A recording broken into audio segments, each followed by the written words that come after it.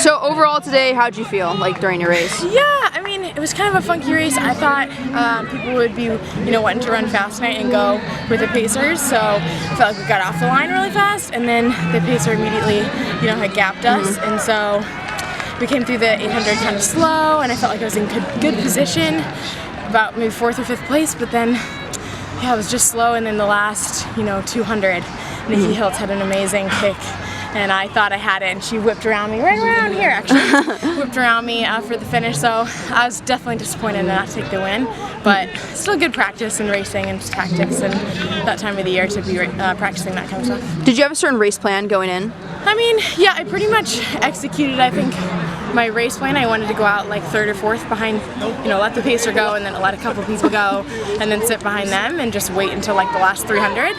I got caught up a little bit because the pace, we were doing like 68s, and so a couple times got like kicked or like, the backs of your feet get kind of clipped and stuff. So it was more jostling than I had really bargained for originally, but besides that, pretty much to plan.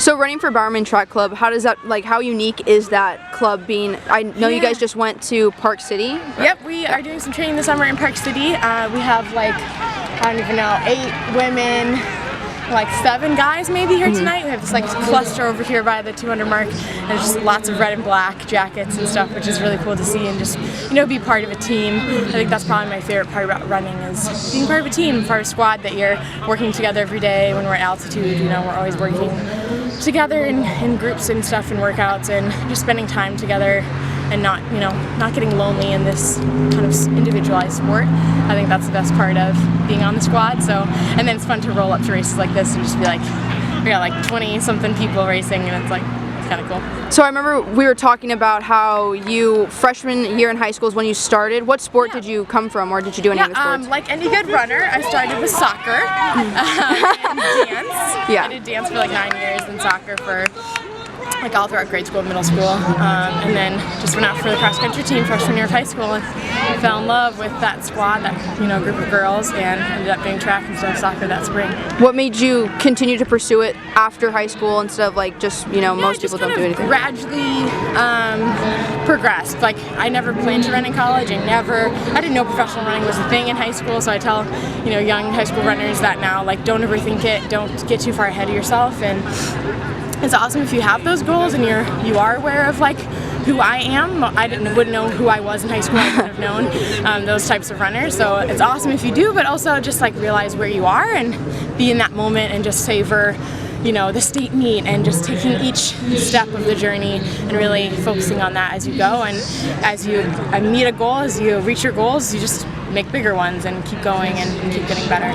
What, before this interview ends, what would you say to inspire high school athletes who are trying to make it to the pro level or just make it to their certain PR that they want? Yeah, I guess it's like I said, not getting too far ahead of yourself is really key. I think, overthinking it and over-worrying can end up just making it not fun anymore.